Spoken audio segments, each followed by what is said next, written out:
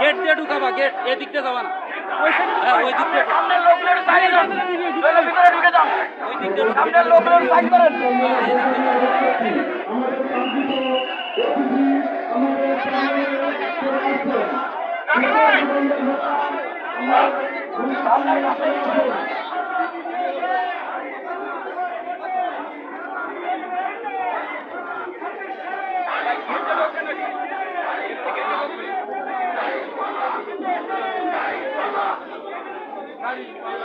আমাদের প্রধান অতিথি মন্দির প্রাঙ্গণে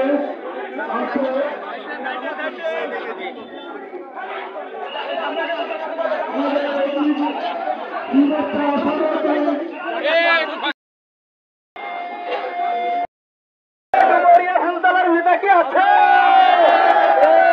কলসি নেতা পরর ভাই পরর জরে পরর ভাই সামনে কারা পরর ভাই আসছে কারা পরর ভাই সামনে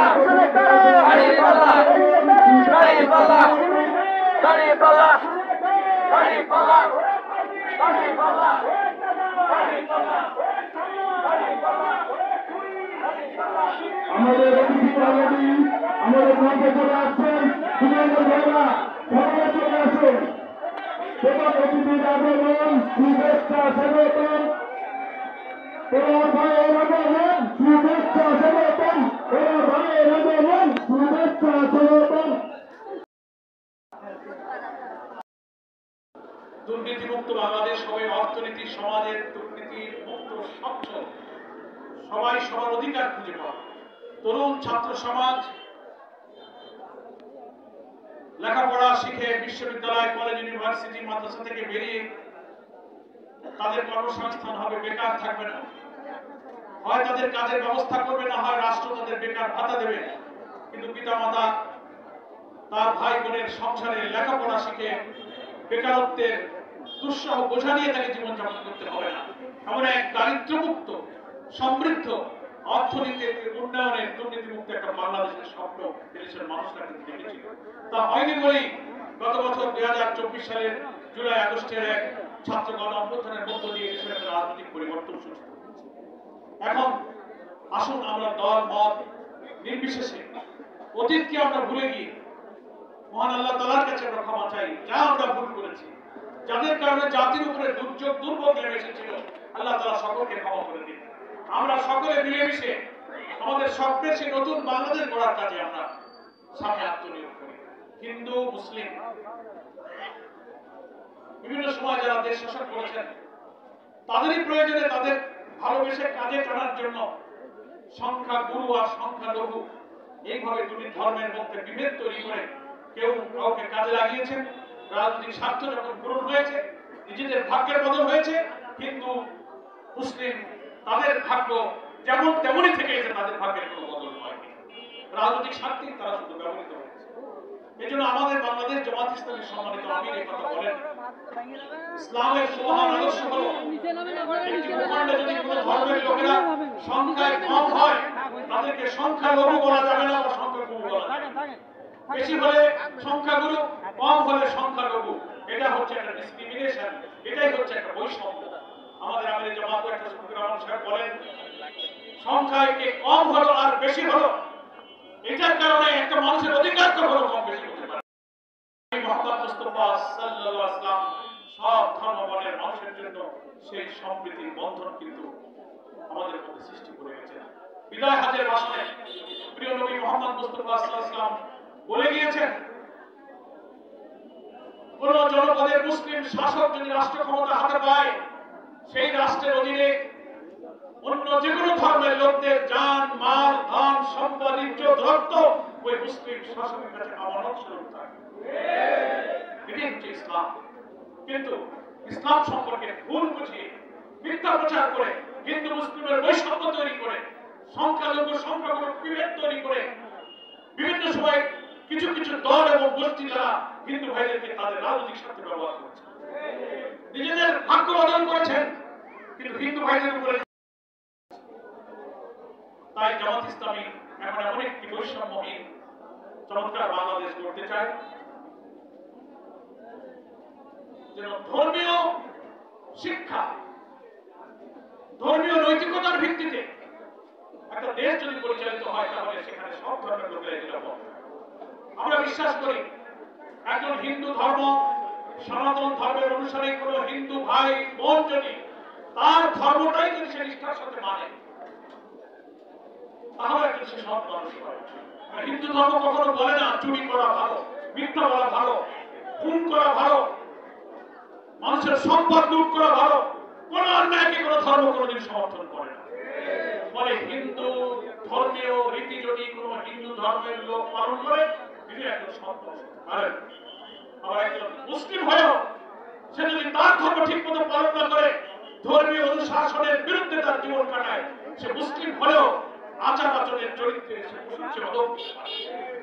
এই জন্য আমি ব্যক্তিগত জীবনে ধর্মপরায়ণ, ধর্মীয় চিন্তা, ধর্মীয় চরিত্রে, ধর্মীয় নৈতিকতায় আমরা 5 বছর আমাকে দেখেছেন। নির্বাচনের আগে আমি ওয়াদা করেছিলাম, আল্লাহ যদি আমাকে নির্বাচিত করেন, আমি ডুমুরিয়া ফুলতলার উন্নয়নের জন্য সরকারের যতটুকু বরাদ্দ, রাস্তাঘাট, স্কুল, কলেজ, মন্দির, মসজিদ, শ্মশান, বিদ্যুৎ, খাবার পানি সব জায়গায় উন্নয়নের জন্য শতভাগ সব থেকে আমি চেষ্টা করব। নির্বাচনের পর আমি সব জায়গায় এই কথাই বলেছি। কেউ বলতে পারবেন না আজ থেকে 20 বছর আগে প্রায় 350 কোটি টাকার উন্নয়নের কাজ আমি করেছি। এখনকার যে 20 বছর আগে 300 কোটি টাকার মূল্য কত? কোন রাস্তায়, কোন বিল্ডিং এ, কোন স্কুলে, কোন মসজিদে, কোন শ্মশানে কত টাকা দিয়েছি আমি বই ছেপে এই 350 কোটি টাকার হিসাব অঙ্কে অঙ্কে মিলিয়ে আমি জনগণের কাছে বিলি করেছি। সেই প্রমাণ এখনো আছে। একটা টাকা হারাম অবৈধভাবে আমি ওয়াদা করেছিলাম, আমি আল্লাহকে সাক্ষী রেখে আপনাদের জন্য সরকারি অর্থের এই স্বচ্ছতা দিয়ে উন্নয়নের চেষ্টা করব। নির্বাচনের পর আমি জিজ্ঞেস করি, কেউ কি আপনারা বলতে পারবেন কোন এত কাজ আমি করেছি, এত কাজের বিনিময়ে একটা টাকা, এক কাপ চা কারো বিনিময়ে আমি কারো কাছে গ্রহণ করি? অথচ অনেক মন্ত্রী এমপি এখানে হয়েছে, তারাই মাত্র অনেকে এলাকার লোকেরা অভিযোগ করছে, হয় একটা একটা স্কুলের বিল্ডিং আনতে গেলে, একটা মসজিদ মন্দিরের টাকা আনতে গেলে, শিক্ষকদের বেতন চালু করতে চিঠি দিতে গেল 25,000, 1 লাখ, 2 লাখ করে টাকা এমপি মন্ত্রীরা দিয়েছে। তাছাড়া তার চিঠি হয়নি। আমি বহু খেদমত আল্লাহ করার তৌফিক দিয়েছি। এটা কেন করেছি? এটা আমার কৃতিত্ব নয়, মহান আল্লাহ এবং তার রাসূলের আদর্শ যে শিক্ষা আমি ছাত্র জীবন থেকে পেয়েছি, আল্লাহ মেহেরবানি সেই শিক্ষার উপরে আমি জীবনটা গড়ার চেষ্টা করেছি। সন্তান দমনও যেমন চেষ্টা করেছি আমার জীবনকে ঝুঁকির মধ্যে দিয়ে, হিন্দু ভাইদের বহু মন্দির, বহু শ্মশান আমি তৈরি করেছি, মন্দিরে টাকা দিয়েছি। ধর্ম পালন করার জন্য লিপিকে করতে পারেন, তার জন্য আমি সাহায্য করেছি। আর আমি বলেছিলাম নির্বাচনের পরে, যারা আমাকে ভোট দিয়েছেন দাঁড়িপাল্লায়, তাদের যেমন আমি এমপি, আর যারা ভোট দেননি আমি তাদেরও এমপি। যেহেতু সরকারের জনগণের দায়িত্ব আমাকে রাষ্ট্রের পক্ষ থেকে পালন করতে হবে। ইনশাআল্লাহ আগামী নির্বাচনে আবার আমাকে সংগঠনের পক্ষ থেকে দাঁড়িপাল্লায় আপনাদের সামনে পেশ করা হয়েছে। বয়স, স্বাস্থ্য সব দিক থেকে তো অনেক দিন আগে আপনারা দেখেছেন, আজকে দেখুন নির্বাচনে অনেক কিছু পরিবর্তন হয়েছে। এমপি থাকার চেয়ে প্রায় 25 বছর বয়স আমার রয়েছে। অনেক মুরব্বীরা এখানে বেঁচে ছিলেন, সবাই অনেকে দুনিয়া থেকে বিদায় নিয়েছেন, অনেকে বেঁচে আছেন, অনেক দাড়ি পেকেছে, চুল পেকেছে, চোখে দেখে না, অসুখে আক্রান্ত। এই সময় আসলে শারীরিক, মানসিক, স্বাস্থ্যগতভাবে নির্বাচনের কঠিন কাজ করতে আসলে আমার খুব কষ্ট করে আমার আগ্রহ ছিল না। কিন্তু দলের নির্দেশের কারণে আমি আপনাদের মধ্যে আবার আপনাদের সন্তান ভাই হিসেবে উপস্থিত হয়েছি।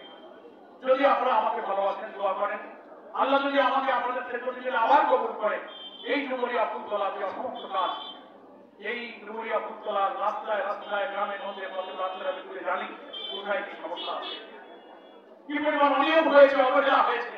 এই অসমাপ্ত কাজগুলো আল্লাহ তৌফিক দিলে, আল্লাহ যদি আমাকে কবুল করেন, আমি এগুলো সমাপ্ত করার চেষ্টা করবো। আপনাদের পাশে আমি ছিলাম, এছাড়া আপনাদের পাশে আমি থাকবো। আমি একেবারেই মধ্যবিত্ত কৃষক পরিবারের মানুষ সাদাসিধে জীবনযাপন করি, কোনো কোটি কোটি টাকা ধন সম্পদ মালিক আমি নই। অনেকে হয়তো ক্ষমতার প্রয়োজনে দুর্নীতি, অর্থ সম্পদ লুটপাট করা, কালো টাকার বস্তা নিয়ে মানুষের বিবেককে খরিদ করার জন্য ভোটের আগে টাকা বিলি করবে। কিন্তু আমি বলি, টাকা দিয়ে হাট বাজার থেকে গরু ছাগল হাঁস মুরগি কেনা যায়, কিন্তু মানুষের বিবেককে কখনো টাকা দিয়ে কেনা যায়। মানুষের একটা পবিত্র আমানতকে নিয়ে যারা চাঁদাবাজি করবেন, লুটপাট করবেন, অন্যায় অর্থ উপার্জন করবেন, সারা বছর খোঁজ নেয়, ভোটের সময় ১,৫০০ টাকা দিয়ে একদিনের জন্য বিবেকটা কিনে নিলে বলে জাতির সর্বনাশ তারা করবে। আমি আশা করি এই মূল্যবান বিবেক এবং নৈতিকতা চরিত্র আমার অবৈধ অভ্যাস করে যেন আমাকে কি করে না দিই। কি বলেন ঠিক কিনা? আল্লাহ তাআলা তখন আমাদের পরে খুশি হবেন, মানুষও আমাদের পরে সন্তুষ্ট থাকবে। এই দুপুরবেলা আপনাদের সময় আমি আর বেশি দিতে চাই না। আপনারা আমার জন্য এখানে অপেক্ষা করেছেন, জনসংযোগ এবং এখানে আমি আগ্রহী খবর পেয়ে এখানে সনাতন ধর্মাবলম্বী যারা আছেন, এই মন্দির কমিটি, বাজার কমিটি, যারা সমাজ নেতৃবৃন্দ অপেক্ষা করেছেন, আমি তাদের সকলের প্রতি আন্তরিকভাবে কৃতজ্ঞতা জানাচ্ছি। আমার মুরব্বী বন্ধুরা অনেকেই মৃত্যুবরণ করেছেন, দুনিয়াতে অনেকে 20 বছরের বেশি নাই, যারা আমাকে মহব্বত করতেন, ভালোবাসতেন। রাজনীতির ভিন্ন ভিন্ন মত ছিল, কিন্তু আমাকে তারা অনেকে আপন করে দেখতেন। আমি রাজনীতির মধ্যে সবার একটা ভালোবাসা পেয়েছি, আলহামদুলিল্লাহ। আশা করি আগামী নির্বাচনে দল মত ইত্যাদির উঠে উঠে আপনাদের সন্তান ভাই হিসেবে, এলাকার মানুষ হিসেবে 5 বছর আপনাদের ভালোবাসা পেয়েছিলাম। হৃদয়ের সেই জায়গায় আপনারা আমার হৃদয় করে স্থান দেবেন, এই আশাবাদ ব্যক্ত করে আমাদের এই ধর্মীয় অনুষ্ঠানের সফলতা কামনা করে আমি আমার বক্তব্য শেষ করছি। সবাই ভালো থাকবেন, সকলকে শুভেচ্ছা। আল্লাহ হাফেজ।